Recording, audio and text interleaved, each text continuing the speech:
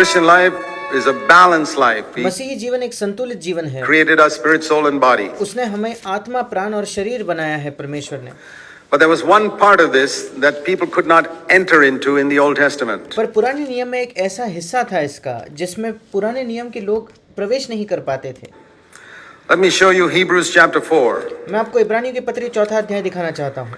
In Hebrews chapter 4, इब्रानियों की पत्री 4 अध्याय we read in verse 12. हम 12वें वचन में पढ़ते हैं।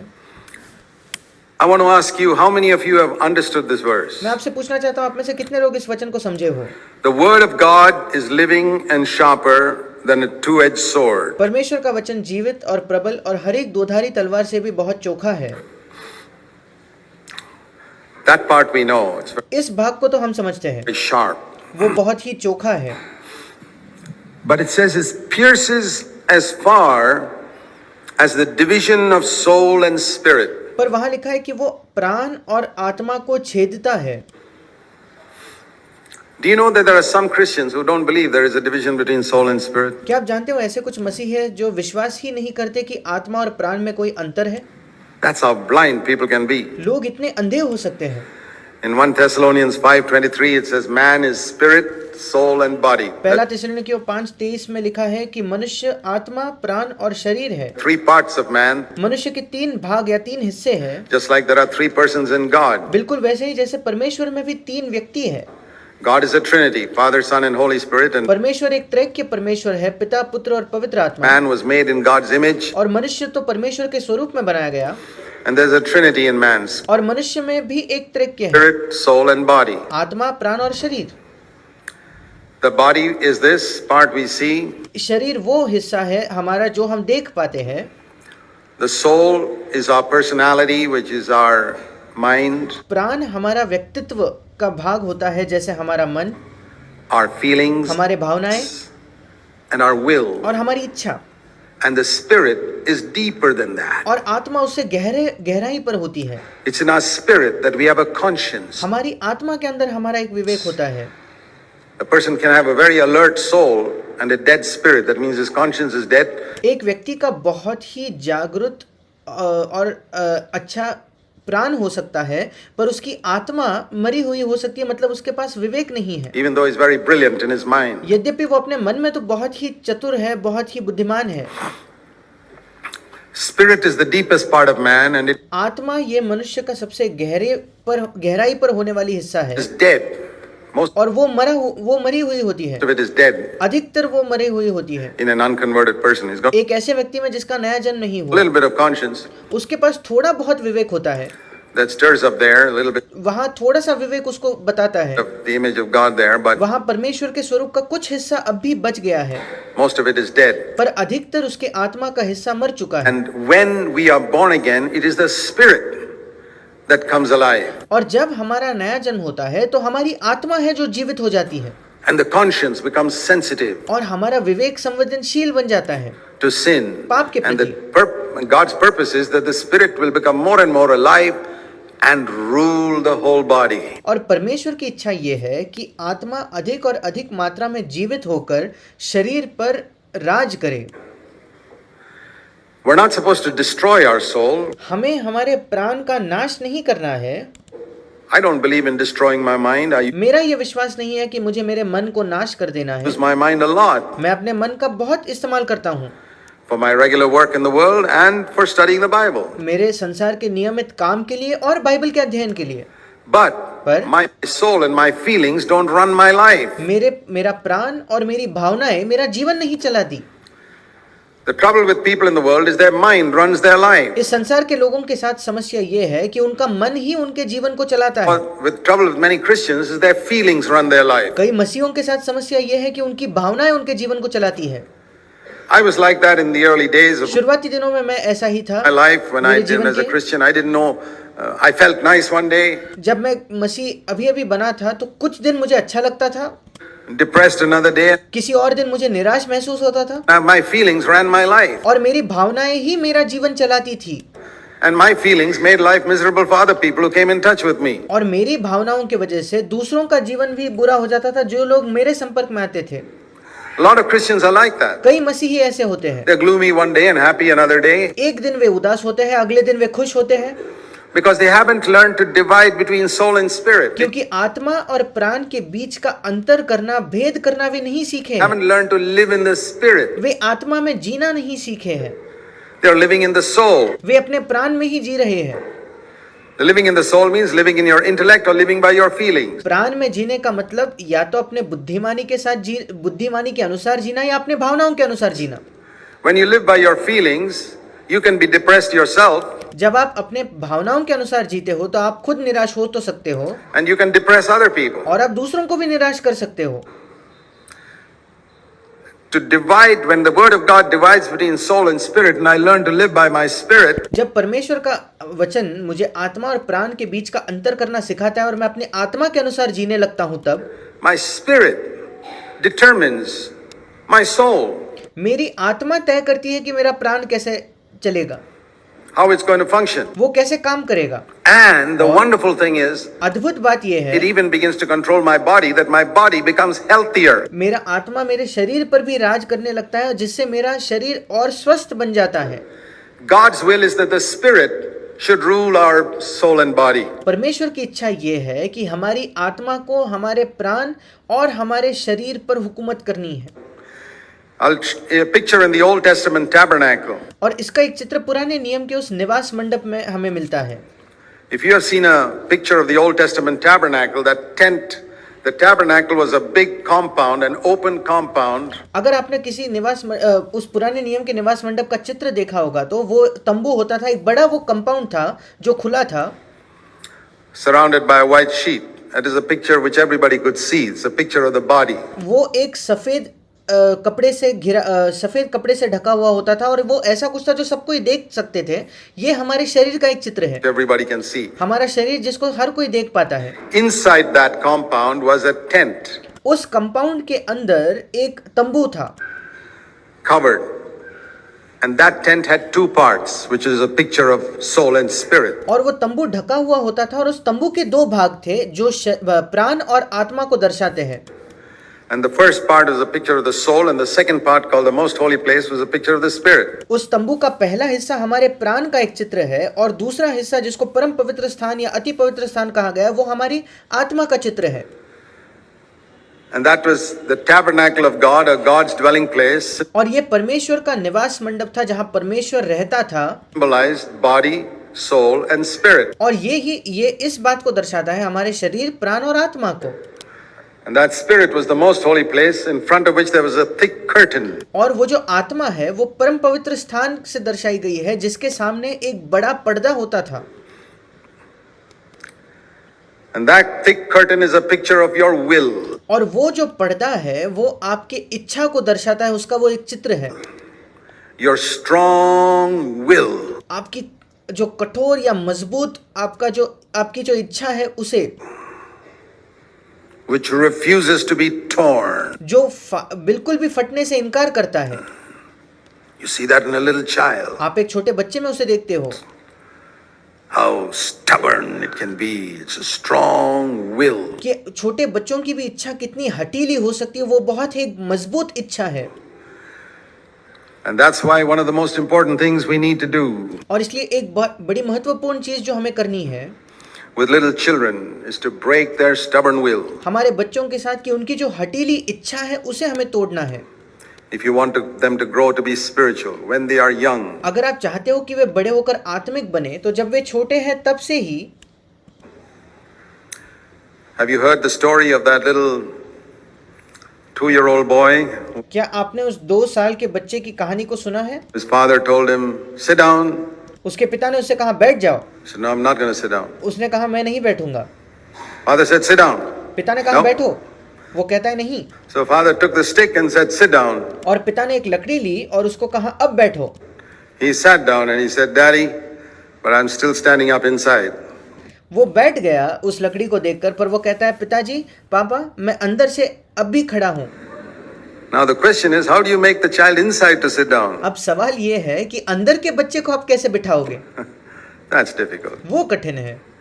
You can use a stick and make the outside child sit down. आप एक लकड़ी का इस्तेमाल करके बाहर के बच्चे को तो बिठा दोगे, Inside one still standing up, defiant. पर अंदर का बच्चा अब भी खड़ा है, वो विद्रोह कर रहा है, विरोध में वो खड़ा है।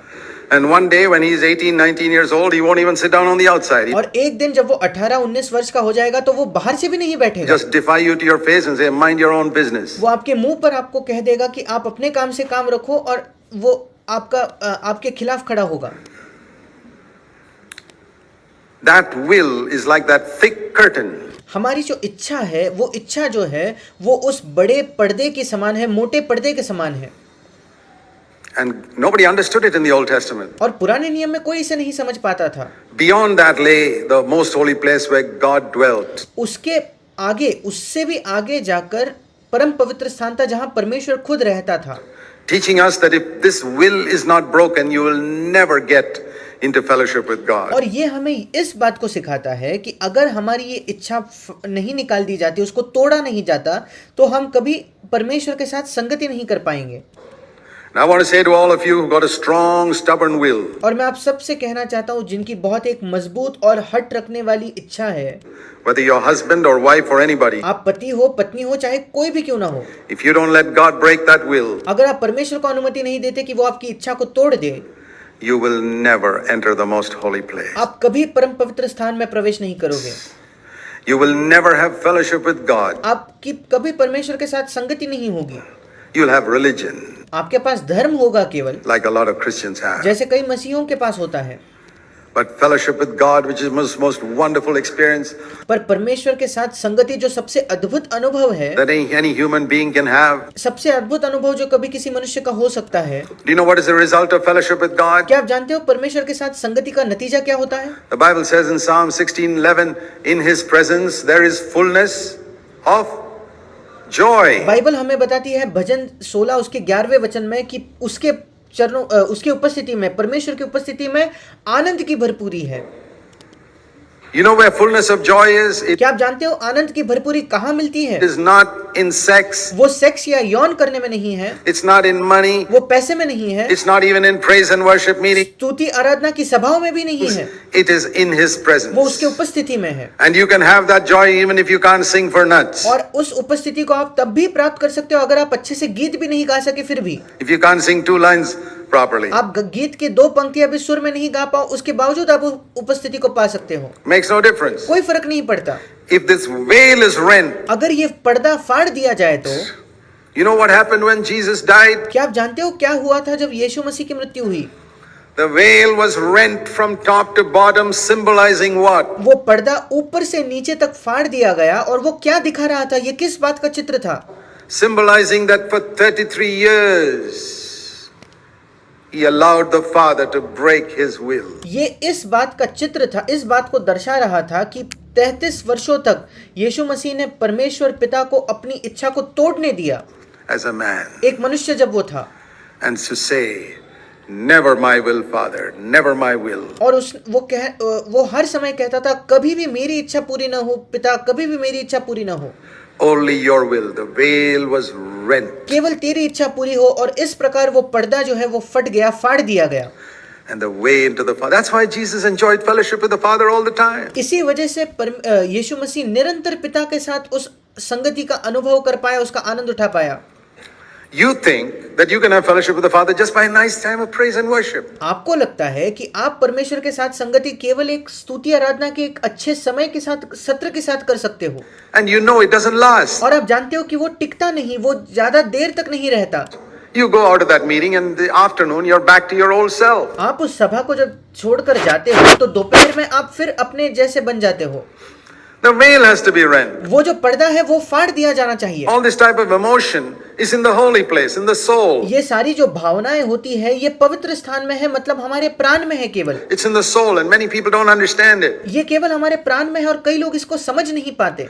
What many people call a baptism in the Holy Spirit is actually a baptism in the soul. कई लोग जिसे पवित्र आत्मा का बपतिस्मा कहते हैं वो केवल प्राण में होने वाला एक बपतिस्मा है। And we need to distinguish between baptism in the soul and baptism in the Holy Spirit. और हमें अंतर करना है प्राण में मिलने वाला बपतिस्मा और पवित्र आत्मा के बपतिस्मा के बीच।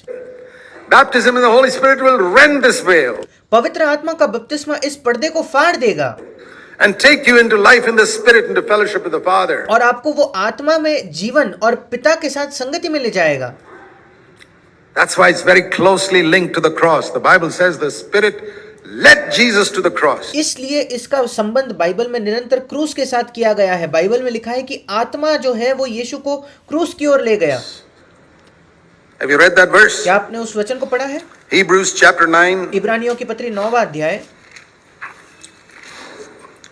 See this verse. इस वचन को Hebrews देखिए. chapter 9 इब्रानियों की पत्री 9वां अध्याय and verse 14. 14 वचन. Please turn in your Bibles if you want to become familiar with the Bible. If you want to remain ignorant, please just listen to me. कृपया अपने बाइबल को खुद खोल कर देखिए. अगर आप बाइबल को जानना चाहते हो, उसका खुद अपने बाइबल को सीखना चाहते हो, तो अगर आप उसके बारे में अनजान रहना चाहते हो तो केवल आप मुझे सुन सकते हो. But if you want to become familiar with the Bible, turn to your verse in your Bible. पर अगर आप अपने बाइबल के साथ परिचित होना चाहते हो तो हर वचन को आप खुद अपने बाइबल में खोल के This देखिए. is how many people remain ignorant. इसी वजह से कई लोग अनजान रहते हैं, अपरिचित रहते हैं. Hebrews 9:14. इब्रानियों 9 उसका 14 वचन. Jesus Christ, the middle of that verse, through the eternal Spirit. यीशु मसीह, और उस वचन के बीच में लिखा है कि सनातन आत्मा के द्वारा Offered himself to God. उसने अपने आप को परमेश्वर के सामने चढ़ाया या परमेश्वर को प्रस्तुत किया. Do you know how Jesus offered himself to God? क्या आप जानते हो कैसे यीशु मसीह ने अपने आप को परमेश्वर को दिया या अपने आप को परमेश्वर के सामने प्रस्तुत किया? On the cross. उस क्रूस पर कैसे अपने आप को उसने चढ़ाया? Through the power of the Holy Spirit. पवित्र आत्मा के सामर्थ के द्वारा. The Holy Spirit will lead you to the cross. पवित्र आत्मा आपको क्रूस की ओर ले जाएगा. Even today. आज भी. He will lead you to the cross means he lead you to the rending of the veil. वो आपको क्रूस की ओर ले जाएगा, मतलब उस पर्दा फाड़ने की ओर वो आपको ले जाएगा. He lead you into fellowship with the Father. वो पिता के साथ संगति में आपको ले जाएगा. Veil has already been rent. वो पर्दा जो है वो पहले से ही फाड़ दिया गया है. Fellowship with the Father is open. पिता के साथ जो संगति है वो अब खुली है. आप वहां जा सकते हैं. But you have to choose that way. पर आपको वो मार्ग खुद चुनना It's not a होगा. once for all event for you. ये ऐसा नहीं कि एक ही बार आपके जीवन में होने वाली कोई घटना नहीं है. In Hebrews chapter 10 and verse 22 it says. इब्रानियों 10:22 में लिखा है. इब्रानियों की पत्री 10वां अध्याय 22 वचन. Sorry, 21. माफ कीजिएगा, इब्रानियों 10 उसका 21 वचन. Verse 19 and 20, sorry. 19 और 20 वचन. Brethren, since we have confidence to enter, this means the most holy place. इसलिए हे भाइयों, जब हमें पवित्र स्थान में प्रवेश करने का हियाव हो गया है, By the blood of Jesus, पवित्र स्थान मतलब परम पवित्र स्थान में यीशु के लहू के द्वारा, by a new and living way. उस नए और जीवते मार्ग के द्वारा. Not a door. वो एक दरवाजा नहीं है. I hope you know the difference between a door and a way. मैं आशा करता हूँ कि एक दरवाजा और एक मार्ग के बीच के अंतर को आप समझते हो. A door is something you enter in a moment. एक दरवाजा ऐसा होता है जिसको आप एक क्षण में जिसमें प्रवेश कर जाओ. A way is something that takes a whole lifetime. एक मार्ग ऐसी चीज है जिसको पूरा जीवन लग जाता है. And the veil is not called a door, even though it looks like a door. और वो जो पर्दा है वहां उसको एक दरवाजा नहीं कहा गया, यद्यपि वो एक दरवाजा लगता है. It's a way which Jesus inaugurated for us through the veil. वो एक मार्ग है जिसको यीशु मसीह ने हमारे लिए उसकी शुरुआत की. That is his flesh. वो पर्दा मतलब उसका अपना शरीर था. And whenever you read the word flesh in this connection, always it means self-will. और जब कभी आप शरीर इस शब्द को पढ़ते हो इस संबंध में, वो हमेशा हमारे स्वयं इच्छा को दर्शाता है. When we say Jesus had a flesh, it means he had a will of his own. जब हम कहते हैं यीशु मसीह का एक शरीर था, एक देह था, इसका मतलब उसके पास अपनी खुद की एक इच्छा थी, which he denied. जिसका उसने इनकार किया. John 6:38 says he denied it all his life. यूहन्ना 6:38 हमें बताता है कि अपने जीवन भर उसने अपनी इच्छा का इनकार किया. The Garden of Gethsemane, he denied it. Gethsemane के बगीचे में उसने उस इच्छा, अपनी खुद की इच्छा का इनकार किया. That was the rending of the veil. वो था उस पर्दे का फाड़ा जाना.